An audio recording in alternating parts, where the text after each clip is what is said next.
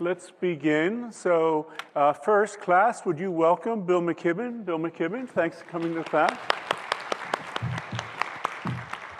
Bill, can you see the whole class as well as me, or what are you actually seeing? I can see absolutely everyone. Ah, terrific. Almost everyone. So Bill McKibbin needs no introduction, probably the leading environmentalist in the US today, and wrote the first major book, public book on the climate crisis back in 1989, which was The End of Nature. And at first, Bill, I wanted to ask, how are you? Because last time you visited the class, you were having stitches removed from your leg. So for last year, the class, Bill wasn't in his, I presume, office the way he is now. He was actually coming to us from hospital waiting room.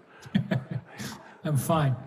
In fact, better than fine. My first grandchild was born a couple of weeks ago. So things are good here in the mountains of Vermont, where spring is starting to come. And it's good to get to be with you there on the shores of the Pacific, if only virtually, and to get to say hi to everybody at UCSB. I know my dear friend Leah Stokes is absent for the year, off teaching at Harvard instead of out there, but it's the good that gets done out there continues to reverberate across the country in lots of ways. So it's good to be with y'all. Yeah, I know. Leah Stokes is great. Many people in the room probably had classes with her, so terrific. So, Bill, I wanted to start out by asking you how you got in this space, how you got interested in this issue, which has really preoccupied you, it seems, at least professionally, for the last 35 years. Sure. Well, I was a writer. My first job out of college was writing for the New Yorker magazine. And I wrote about a lot of different things, but when I was 27 or so, I wrote what became the first book at least for a general audience, about what we now call climate change, what back then we called the greenhouse effect. That would have been 1989, so long before any of you were born. And because it was the first book about all this, perhaps, it found a niche and was translated into 24 languages and became a bestseller all over the place and things. And before I knew it, I was sort of as close to an expert on this thing as there was at the time. So I went on to write a number more books and things.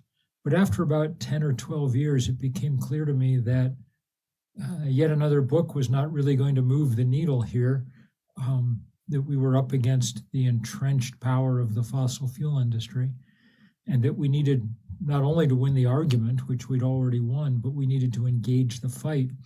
And the fight wasn't about statistics and data and things. It was about money and power, which is what fights are usually about.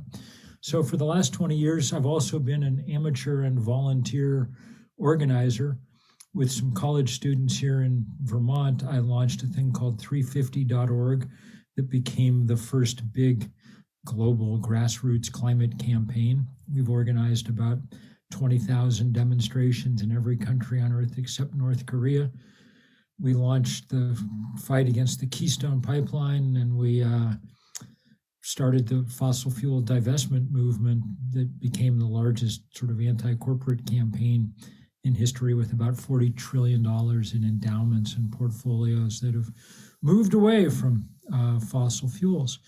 So that's been my work. And in recent years, because I'm now old, we started this thing called Third Act. You can tell your grandparents about it. That organizes people over the age of 60 for action on climate and democracy.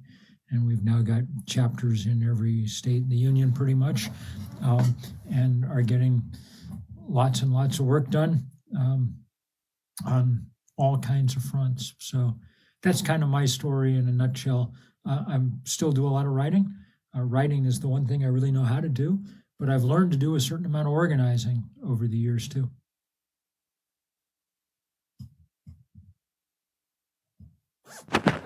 So that's absolutely terrific, Bill. So to remind the class, the Q&A is open to ask Bill questions. That's for week 4, lecture number 8. So Bill, we'll do the same format the way we did the last couple of years. I'll just ask you 2 or 3 more questions, and then we'll let the questions build up from students here. I guess a general question, Bill, you've been in the space so long, it seemed early on in the game that just alerting the public to the problem was going to be sufficient. So you did that in your way, James Hansen and other scientists did it in their way, and not that much happened. I'm just curious how you feel about where we are and how actions are or not being taken, especially now that we're in 2024. Well, in the early days of this, what was interesting was how little pushback there was. Everybody was ready to go to work. The Republican president of the United States, George H.W. Bush, the first President Bush, said, "We will fight the greenhouse effect with the White House effect." So, a pretty good line. Everybody was rising to the occasion. And why wouldn't you? Scientists had just warned that we were facing the worst thing our species has ever faced. But within a couple of years, we now know from great investigative reporting, the fossil fuel industry was mobilizing. They hired all the guys who used to work for the tobacco industry, telling people cigarettes weren't a problem, and set them to work telling them that carbon dioxide wasn't a problem. And so for 30 years, they ran a big, expensive disinformation campaign that kept us from getting anything done. And that's why we had to go form movements. The work we did, the work that Greta Thunberg's done, many, many, many, many others. And so now we're at a point where a couple of interesting things are happening. One, climate denial itself has become almost impossible, unless you're, really not on the ball, like, say, the former president, who continues to be a climate denier. But with rare exceptions, there have been too many fires and floods and things for anybody to really be in much doubt right now about what's going on. But the fossil fuel industry has morphed into what you might call a kind of solutions denial, trying to persuade people that renewable energy isn't ready to take its place at the center of our energy economy. That's wrong. The scientists and engineers have done tremendous work, especially over the last decade. They've dropped the price of renewable energy about 90%. We now live on a planet where the cheapest way to make power is to point a sheet of glass at the sun. And we know it works because over the last 45 days, California has produced for several hours a day more than 100% of the electricity that it's using from wind, sun, and hydropower. Last Friday or Saturday, California was producing 148% of its power needs that way. The excess largely was going into batteries, and that meant that when the sun went down that night, the biggest source of electric power in California was batteries. So we're at a place where we know how to do this. We just need to build it out even more quickly in California to some degree, but much more around the country and around the world, so that we can keep up the pace. And the reason that pace is so important is because this is a timed test. Unlike other political problems, which sort of keep there, allowing you to work on them for a while and back off and come back, climate change comes with very sharp limits set by physics. The Intergovernmental Panel on Climate Change has told us we need to cut emissions in half by 2030 to have a chance of meeting those climate targets we set in Paris. By my watch, 2030 is 5 years and 7 months away. So that's a pretty tough task. That's why we build big movements, to try and catalyze the pace at which we're going. So, that's a long answer to your question about where we find ourselves now. We're in huge trouble. 2023 was the hottest year in the last 125,000 years. 2024 is so far hotter still. So we could not be in a worse place, except that we have the technology that we need to change that around, and it's affordable. And if we can break the political power of the fossil fuel industry, there's actually some chance of getting it done in time that it will not stop global warming, but blunt some of its worst impacts. Yeah, so terrific that you started talking about climate denial. We're going to have Naomi Oreskes coming in a couple weeks. She's going to be dealing with that too. But I'm just curious what you think about kind of what seems like maybe the next stage. It's not so much denial, but I think what AOC may have coined the phrase climate delay, and the notion that what we're really, it's just too big a challenge economically for us to take on. And you kind of already started that with the dropping of renewable prices. Solutions denial, you could call it.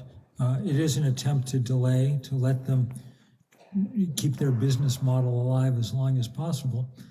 And you just need to understand why it is the fossil fuel industry feels that way. The CEO of Exxon laid it out pretty nicely in an interview last month with Fortune magazine. He said Exxon was never going to work on renewable energy because, as he said, the profit margins, the return to investors, it does not offer above average profits, is how he put it. And he's correct in that, if you think about it. It doesn't offer above average profits because though you can make money putting up solar panels and wind turbines, once they're up, the sun and the wind deliver the energy for free. And that's the opposite of the business model that Exxon has thrived on, and Chevron and everybody else for the last 100 years, which is we're going to sell you another chunk of our reserves this month so you can heat your home or power your car or whatever it is. That kind of ability to hoard energy and dole it out to people for a price is their business model. And the abundance model under which the sun operates, where it just pours down on our planet 100 times more energy every day than we could possibly use, is anathema to them. So they do everything they can to slow it down. And I think our job is to do everything we can to speed it up. Yeah. So already we have, I think, maybe half a dozen questions in the Q&A, but I'll ask my own question last. Is we've had people started talking about like that economics is at the core of this. And we've talked about like donut economics and others. I'm just kind of curious how you feel about that in terms of things like shifting to degrowth, or what we really need to do. Well, I think the main task right at the moment is this shift towards renewable energy and the rapid build out of sun and wind.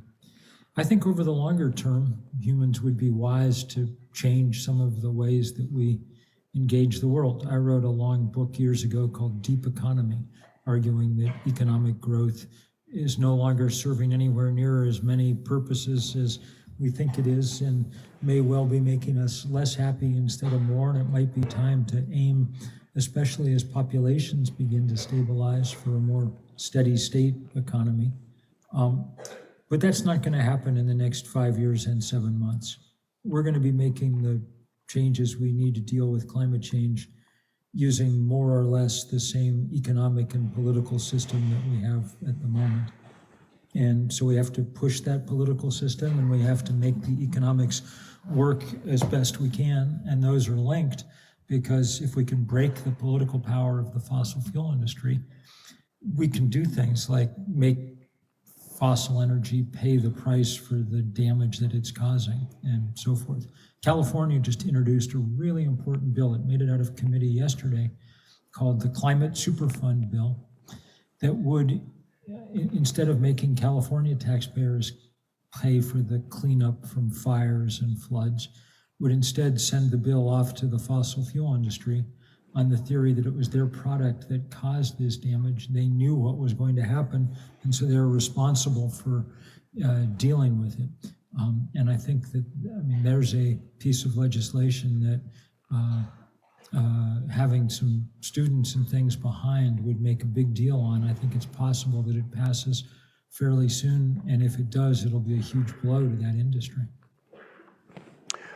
Okay, so what I want to do, Bill, is switch to the questions that students are asking. They're really piling up now. And the very first one deals with what's happening at Gaza. So I can't help but feeling overwhelmed with climate anxiety, reading the comment now, especially considering the eco-genocide currently happening in Gaza.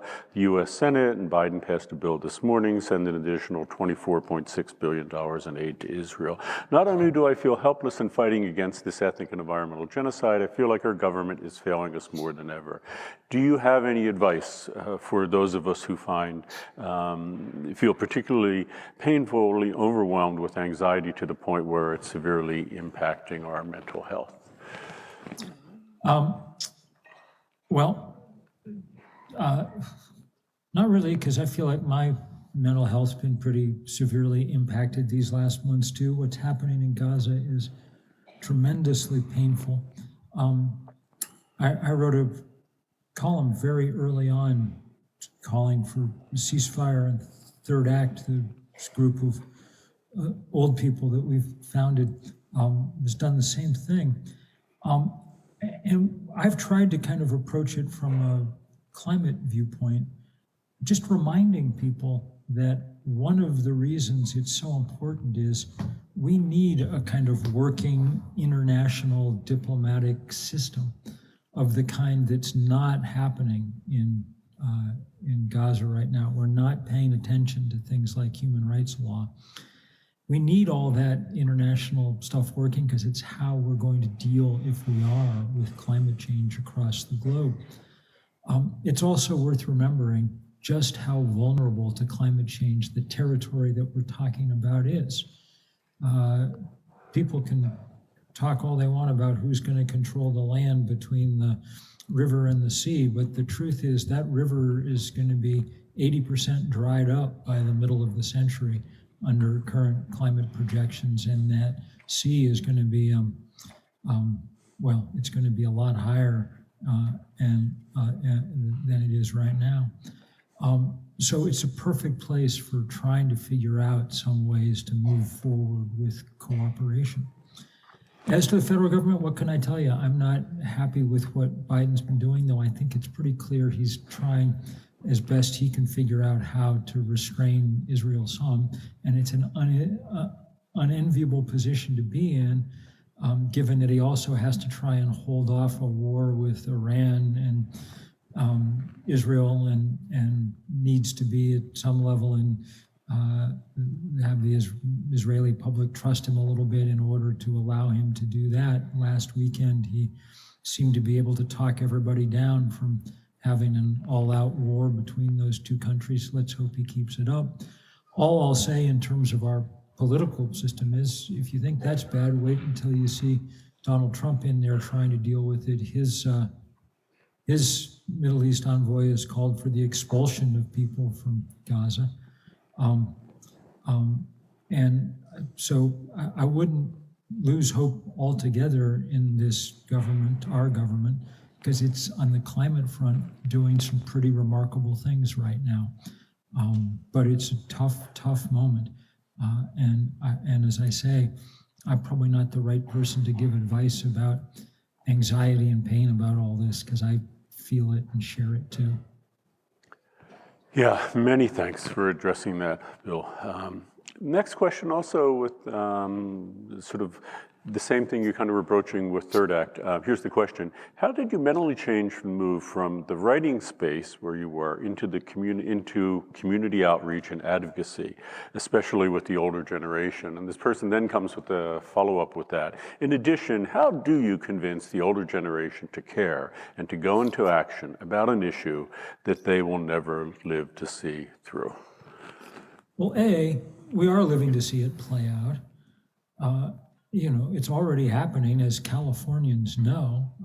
You've already seen dramatic scenes. B, the people most in danger in those disasters that are no longer really natural disasters turn out to be old people. If you look at the fires in Napa, or down by Chico, or even near Santa Barbara, the people who have the hardest time evacuating and fleeing are try to imagine what it's like to be a couple living, in their 80s, living together someplace and having to figure out how they're going to get out ahead of the flames. So old people have a very vested interest here too. But it's a slightly different one, I grant, because y'all are looking down the barrel of this and you're going to be living with it your whole lives. For those of us who are nearer the exit than the entrance, there's this question somehow of legacy that arises. This question of what kind of world am I leaving behind?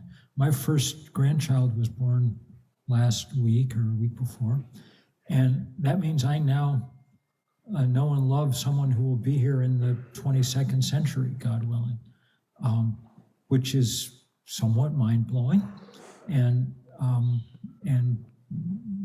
makes one think even harder about the future.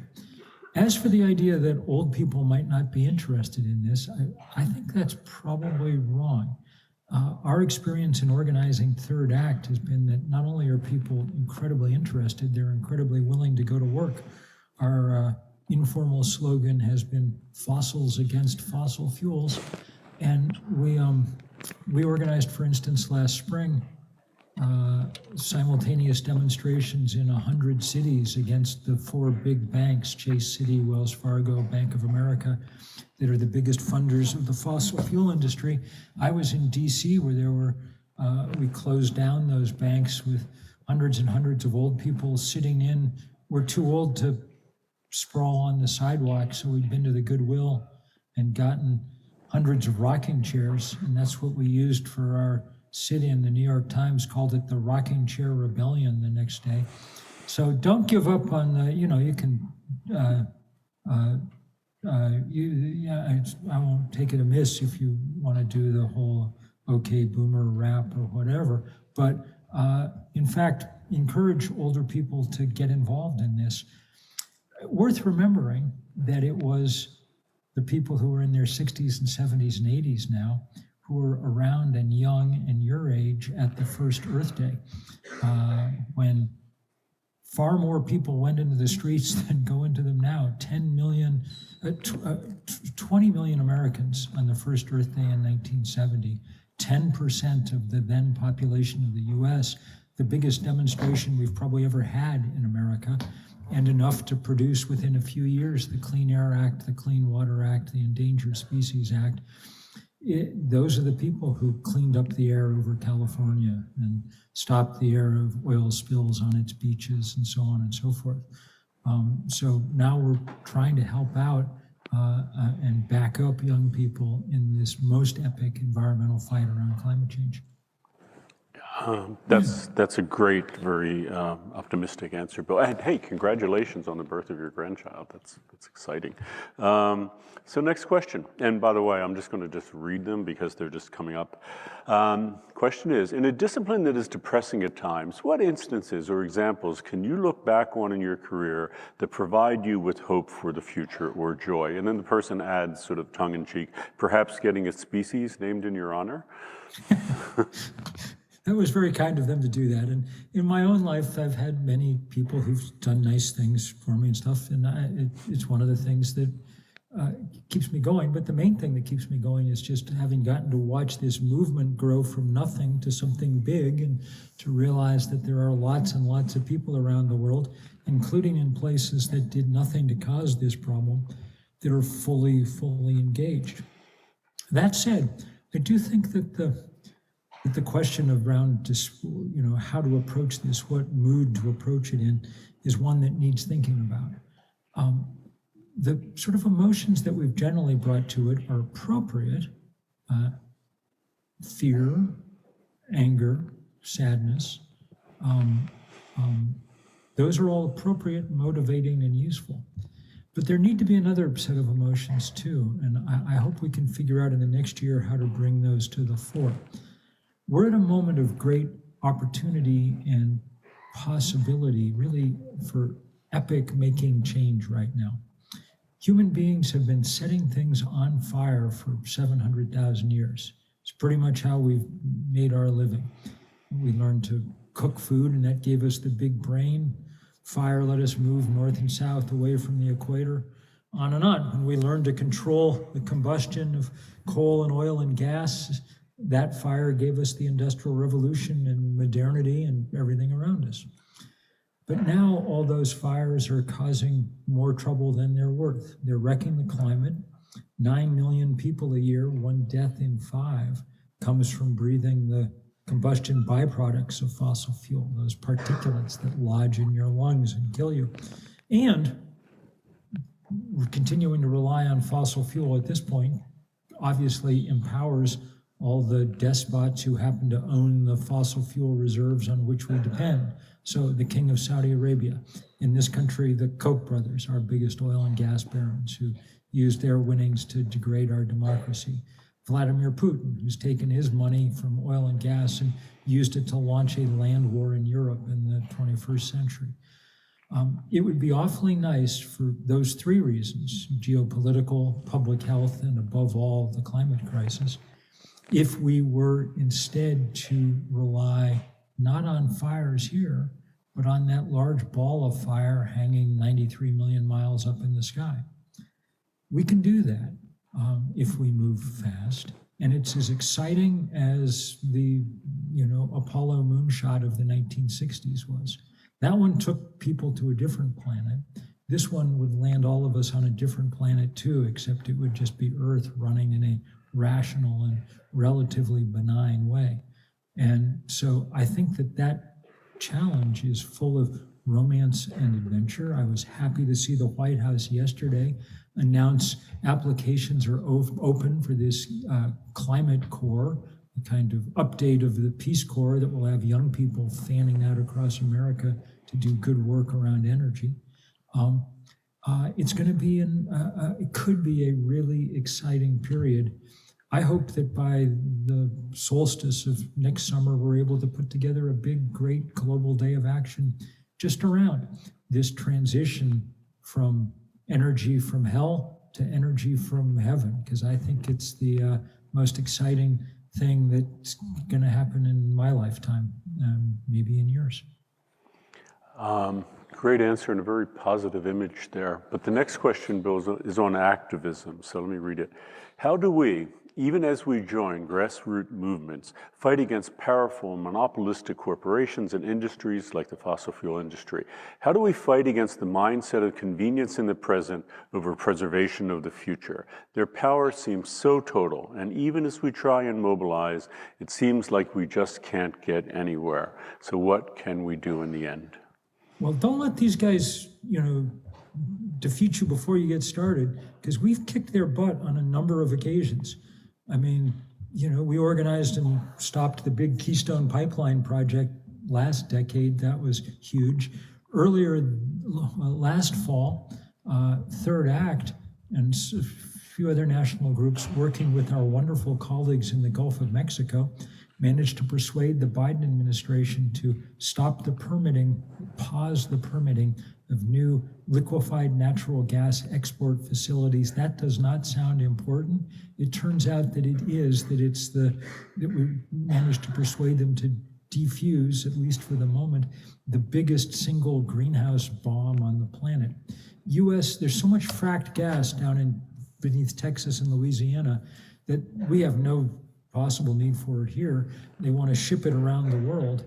And if they do, at the current rate of expansion, we're already the biggest exporters of this stuff in the world, but at the current rate of expansion, by 2030, US liquefied natural gas exports would produce more greenhouse gas emissions than everything that happens in Europe.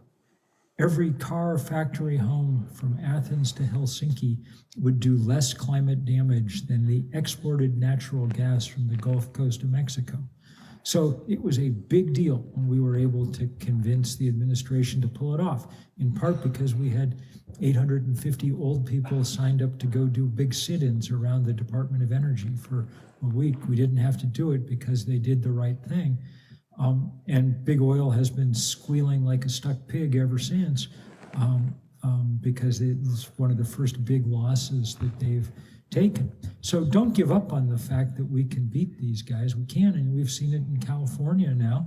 where finally, after extraordinary effort, California passed and the governor signed a law that will force oil drillers to move away from homes and schools and hospitals. The industry is challenging that now with a huge referendum campaign, but many people are fighting back against it, including fantastic environmental justice groups across California, like the Committee on Race, Poverty, and Environment, CRPE. Meanwhile, in Santa Barbara environs, you guys are exploring remarkable possibilities of building what amount to virtual power plant on your peninsula there to power the whole neighborhood, So don't be despaired. These guys are bad, they are big, they are powerful, but they're not unbeatable. They'd like you to think that they're unbeatable because then you won't try. But truthfully, if we mobilize a sufficient number of people, they have no answer to that. All they've got is money. Money left to its own devices usually wins. So we best, if we didn't leave it to its own devices. Yeah, that's a great answer. And I would add, Bill, just so the class knows too, in a couple of weeks, we have one of the leaders of the divestment movement that helped UC divest of fossil fuels a few years ago. And we're going to talk about, because we're right across the sort of quad from the administrative offices where our chancellor and deans have their offices. And a few years ago, 300 students occupied that building for a number of days until finally, yeah. And it, as you have written about, it sort of kicked off both from UCSB and other campuses, the whole UC, and then sent kind of shockwaves out from here. And it was all just because of student activists. Yeah. And let me ask you, Bill, just sort of a follow-up to that, to clarify, because we had Kim Stanley Robinson here a couple weeks ago, and he was talking about his book, Ministry for the Future, and people were kind of taking the task about the eco-terrorism and the loss of life that was sort of, present in that book. Just to clarify, with activism, Occupy-type movements, what's your position on violence with that? Because Stan was pretty clear. I think, and I really don't think Stan would disagree. We've talked about it. I think violence is, in our context, ineffective here. I think it's the thing that the bad guys would like the most because they have the most guns, and it makes it easy for them. I think the thing they can't really handle so well is nonviolence. And I think nonviolent social movements, along with solar panels, may have been the most important technological inventions of the 20th century. It's really Gandhi and Dr. King and people who invented nonviolent movements. And if we use them powerfully and courageously, I think they're capable of a lot more than we understand so far. So that's where I'd put my emphasis, and we shall see. Great answer. And Stan, by the way, gave that same answer. He said after, It doesn't surprise me. Stan is one of the most decent human beings I know, and his book, that book is remarkable. And if you liked it, even better is, I think, a book called New York 2030 or something like that. That's about New York City in the throes of the climate crisis, but it's profoundly optimistic, even more than Ministry for the Future, which is in its end fairly optimistic too. Yeah, that's a great guy. So next question, what are some ways that we as students, future generations, can get involved in 350.org, other organizations that are organizing now across the country? It's not hard. Everybody's got all these things set up so you can easily get engaged. So if I were young, the places I would start might be the local chapters of the Sunrise Movement. They're the ones who brought us the Green New Deal, and the Green New Deal really is what eventually became this Inflation Reduction Act in Congress that's now putting a lot of money into renewable energy. There are good chapters of 350.org all around California that you can join. And you should tell your, the old folks you find stumbling around out there in the world about Third Act, because turns out we're very good at organizing too, even at our age. So there's plenty of places to get engaged, and that really is the key. It's a very good question. Americans are highly individualistic, and so we default to thinking about the individual answer usually. If someone tells you about global warming, you think, what's on my roof, what's in my garage? That's important. I mean, I'm glad I've got solar panels on my roof. I'm glad they connect to an EV in the garage and an e-bike. But we're not going to solve this crisis one Tesla at a time. We need, really the most important thing an individual can be is less of an individual and join together with others in movements large enough to change the basic economic and political ground rules. And that's the reason we set up these things and make them as easy as possible to collaborate with. Yeah, another great answer. So last week we had a pre-recorded interview with Vandana Shiva, and I think this is kind of following from that. Question is, you talk a lot about what work we're doing in the US to aid climate change, but what aid are we giving to countries like India? Are we helping them in any way? Some, but not enough. The iron law of global warming is the less you did to cause it, the sooner and the harder you get hit. So all of Africa put about 3% of greenhouse gases in the atmosphere, and yet they're taking the brunt of the damage. The US, even though we're only 3% of the world's population, has put about 25% of the greenhouse gases up there. No other country, not even China, will catch us as the historical leading emitter. So in recognition of that injustice, the rich countries of the world about a decade and a half ago pledged $100 billion a year in some kind of climate financing and aid. And if you squint and add up all the different, loan programs and investments and this, that, and the other thing, maybe we're getting somewhere near there, but it's nowhere enough. There's been a loss and damage fund set up by the UN.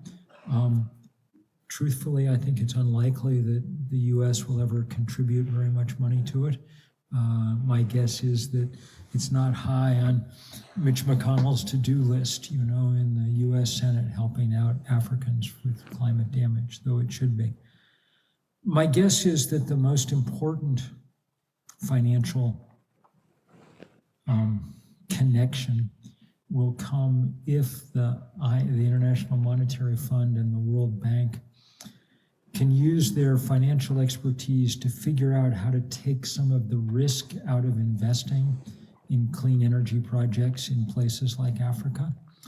At the moment, it's much, much, much more expensive to build, say, a solar farm in Senegal than it is in California, because it's seen as risky. There's not the track record on the ground, so people won't invest in the same way.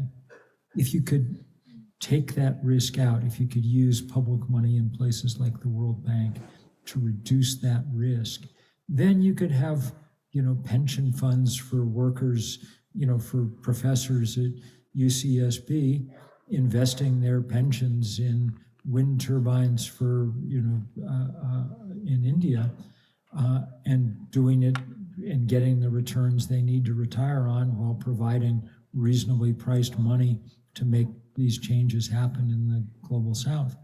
I think that's probably going to be the most important way, because the world has a huge, as you know, imbalance of money.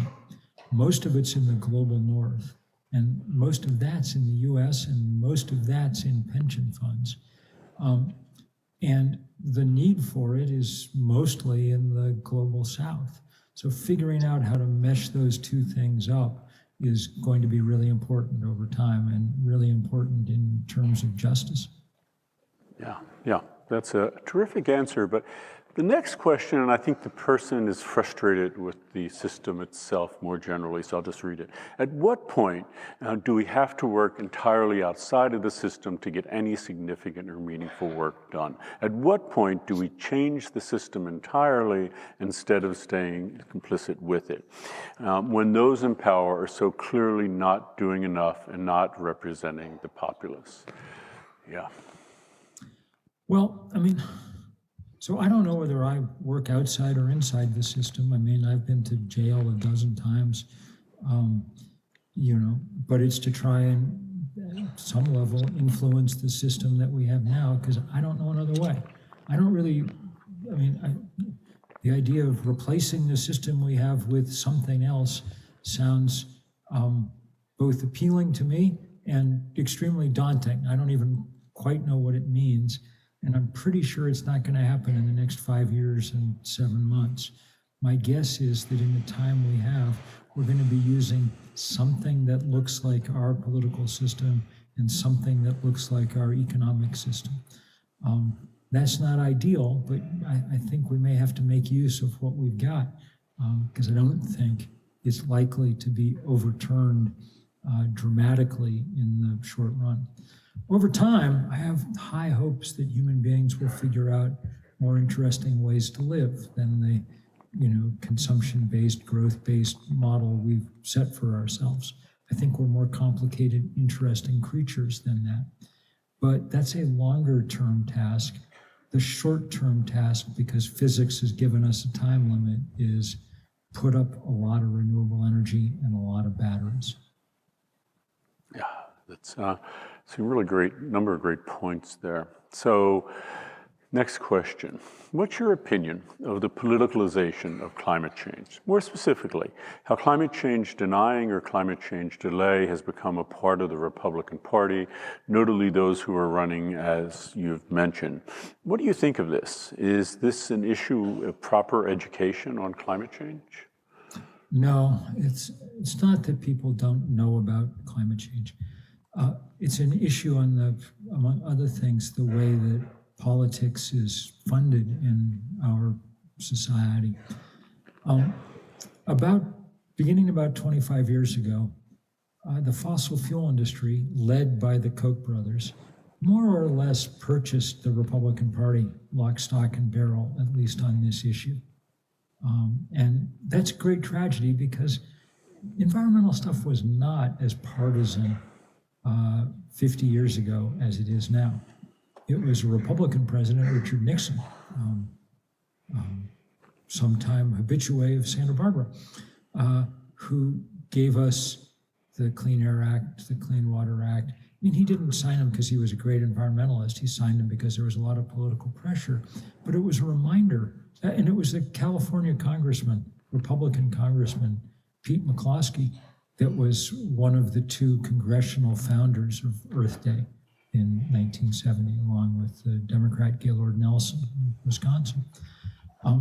So it's a great tragedy now that the Republican Party has become a vehicle for the fossil fuel industry. Frankly, I wouldn't put much hope in that changing in the short run. And I'm afraid we just need to figure out how to, from my point of view, how to keep them as far from power as we can, beginning with somehow keeping Donald Trump from returning to the White House. Last week, giving a talk to oil executives who in Mar-a-Lago, who he wanted to fund his campaign. He apparently, according to the Washington Post, began his remarks with the immortal words, "I hate wind." So, have no doubt about what the stakes are in November. Yeah, that's so tragic. Next question. So how can we mobilize like the participants did for that first Earth Day march? How do we get that volume of people to care enough about take to the streets? Yeah, there's a question for you, Bill. Well, that's really what I'm working on at the moment. As I say, I think we're just beginning the process of gearing up for a big global day of action next summer, summer 2025. Once the elections are passed and people can think a bit more clearly again. And from my point of view, A lot of it has to do with thinking about how to get people to embrace this adventurous and romantic idea of moving very rapidly away from burning things on planet Earth, relying instead on the sun. The name is already sort of taken, but I guess we could call it Sun Day if we wanted to. And I hope that we're able to bring, among other things, music and art heavily to bear on this project going forward, because I think it needs to capture not just the, part of whichever hemisphere of the human brain it is that likes bar graphs and pie charts and things, but also the part that likes art and music and passion generally. Yeah, that's a great answer. So Bill, if you're wondering if people still are reading The End of Nature 35 years later, the answer to that is yes from this question.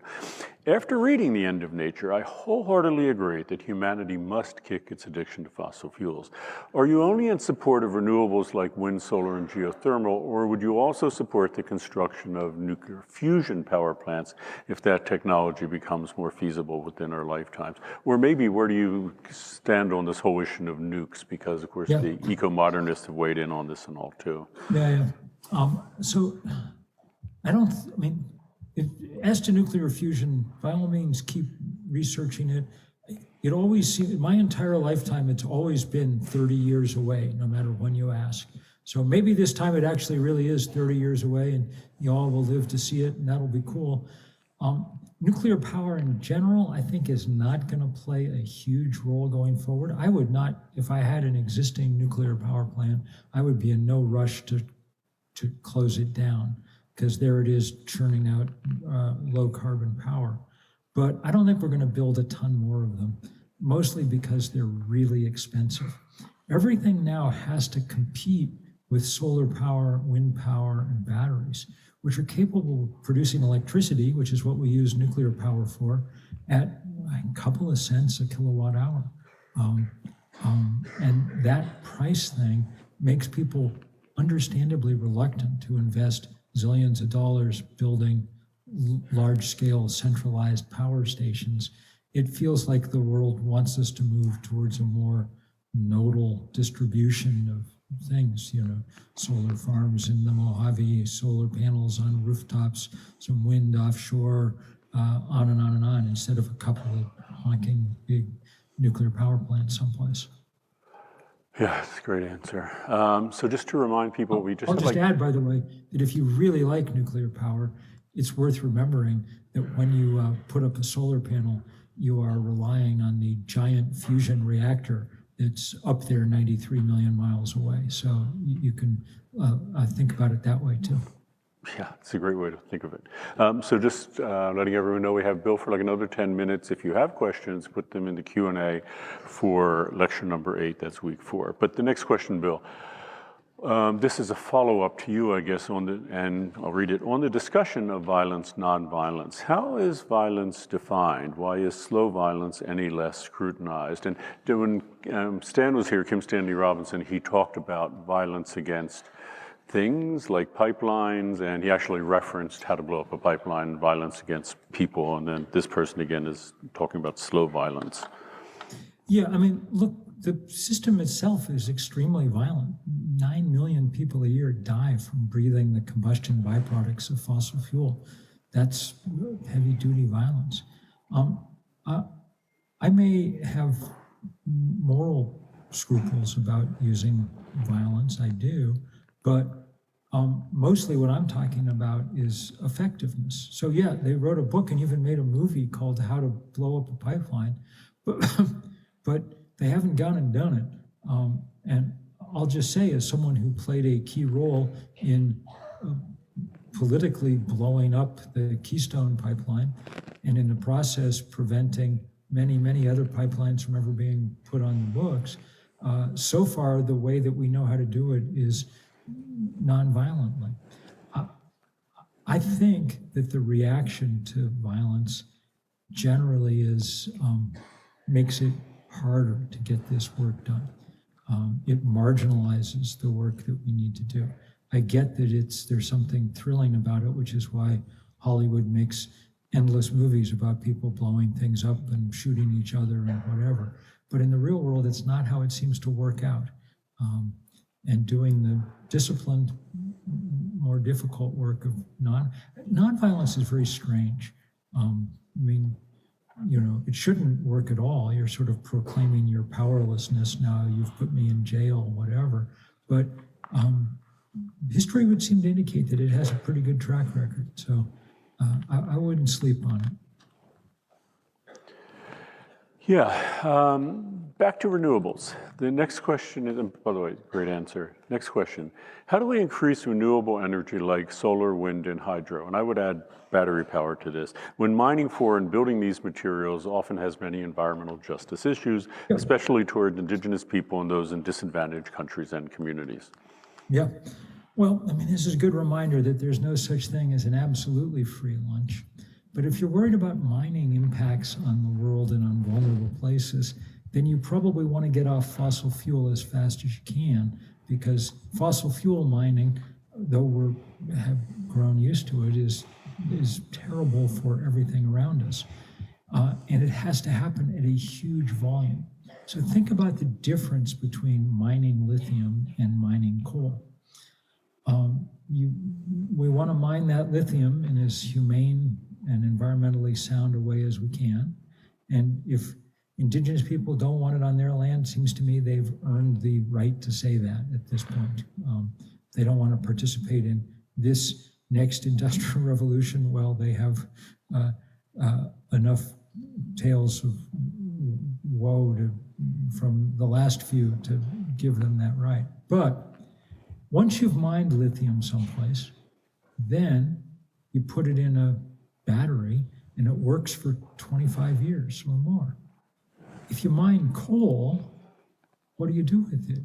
You set it on fire, and then the next day you have to go mine some more. That's why we think the total mining burden on the planet would fall something like 80% in a renewable energy economy. Maybe more, because we're getting very good all of a sudden at recycling valuable things like lithium. There was a long account a few days ago in the Washington Post of the newest battery recycling plant in America, which is just across the California border in Nevada. And they're able to recover about 90%, 95% of the lithium, the cobalt, the nickel, and the copper that go into batteries. So the guy who was running it said, look, once we've built out, say, the fleet of electric vehicles, we should have to do precious little mining, just enough to make up for that 5% that we're losing in this recycling process, because we can get it back.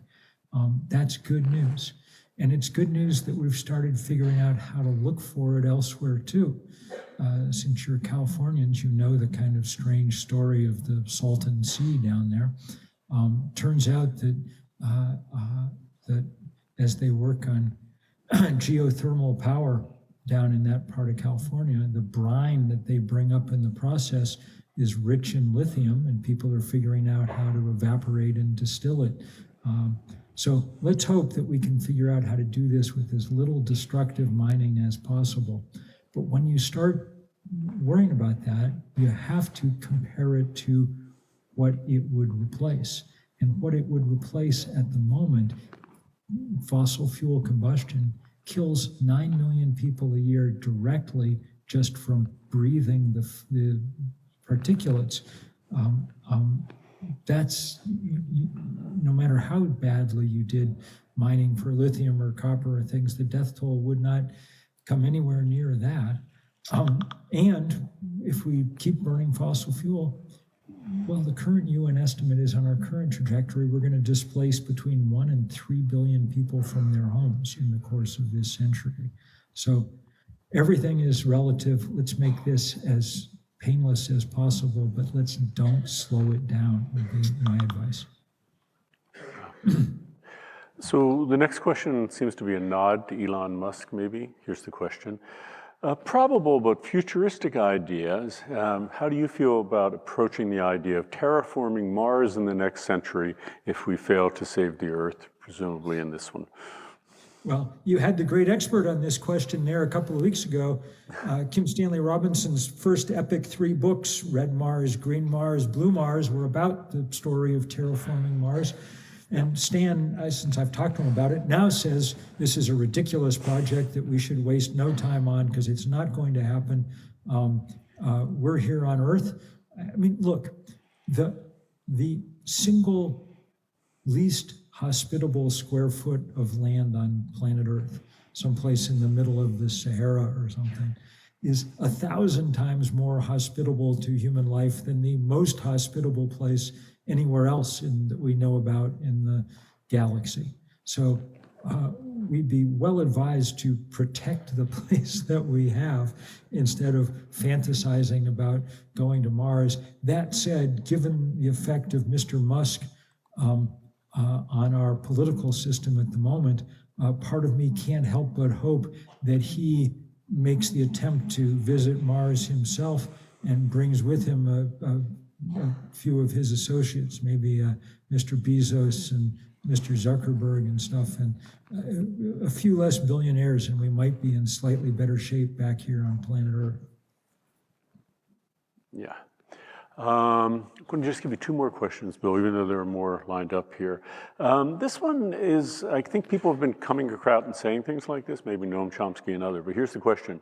Would you consider the fossil fuel industry as perpetrators of an attempted genocide, presumably of the race of humans? People are now people are working out an interesting, and you can Google it and learn more about it, an interesting set of legal theories charging them with homicide, saying under our laws, their executives should be guilty of this.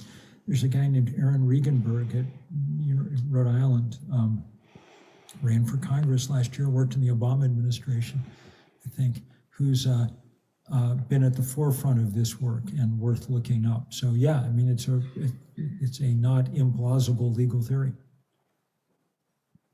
Yeah. So the last question, Bill, is a personal question, and I think it goes to the fact that people like Pope Francis and Al Gore have come out and talked about Christian stewardship as being so important to them. So here's the last short, simple question. Has your Methodist faith influenced your activism? Probably a little.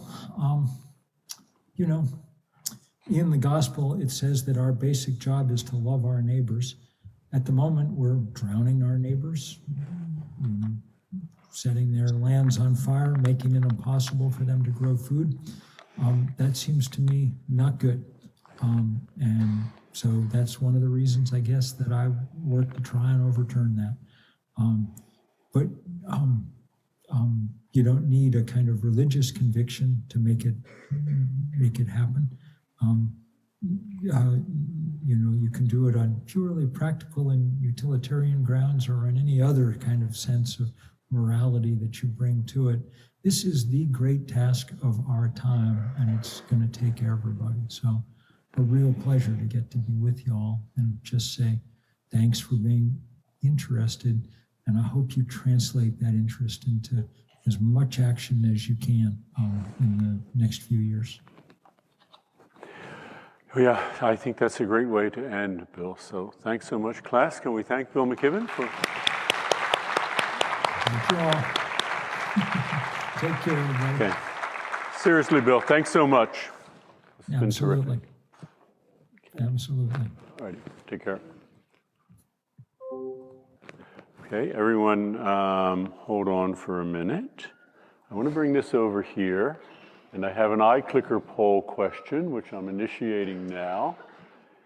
This question we had last time, but I'm just reminding you to watch the documentaries and do the readings because they're absolutely essential.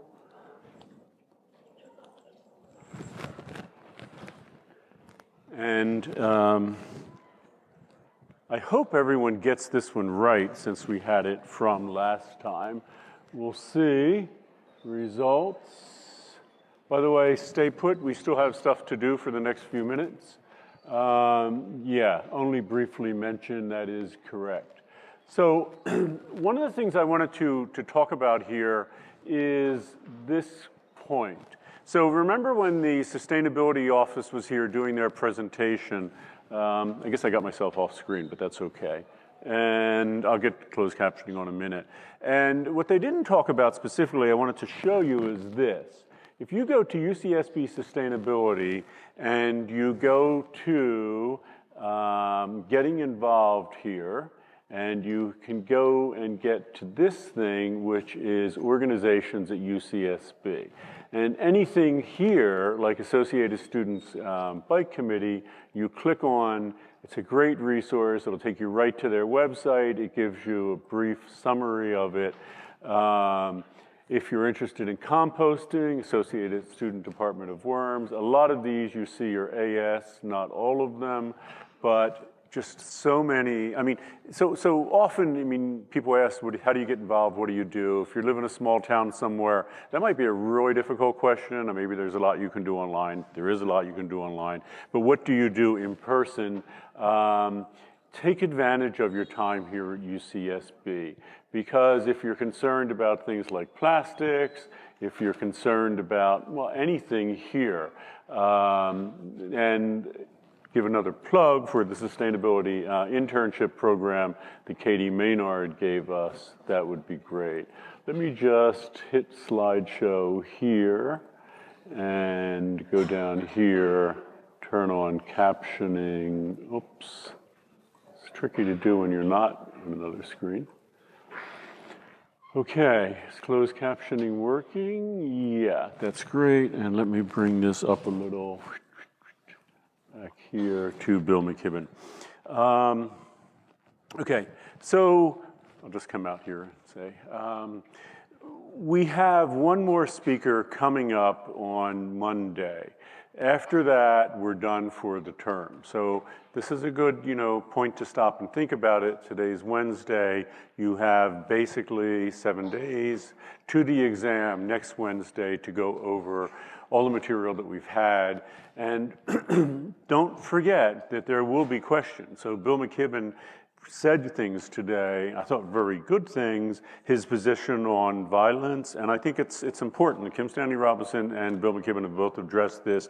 What is violence ever necessary? Is it actually useful? And as Bill rightly said, not in the 21st. I mean, if you look at what was proven in the 20th, first, and in the second half of the 20th, first with Gandhi and then with Dr. King, is that you can have major societal change and even do something like kick out a colonial power, like in India, what happened with the British, peacefully. And it is an interesting way to think about, especially now that there are armed conflicts going on all across the planet, how effective passive resistance can be and how effective it can be with the climate crisis. So do think about what we've seen, and remember, this will go up right away. I will put it on the website today, this lecture, but it also goes up in GauchoCast very soon. And in GauchoCast, you don't have to watch it again. You can just scroll down, hit captions on the left sidebar. You can scroll down and see it. So, yeah, okay, I'll let you go early today so you can get started preparing. Oh, wait, stop, no one go anywhere. One more eye clicker. I'm glad people remind me of these things. All right, here it is. Any answer will do. So that's 3 eye clickers. If you had problems with the eye clickers, Ian is here up front, or you can come and see me too. So prepare for the midterm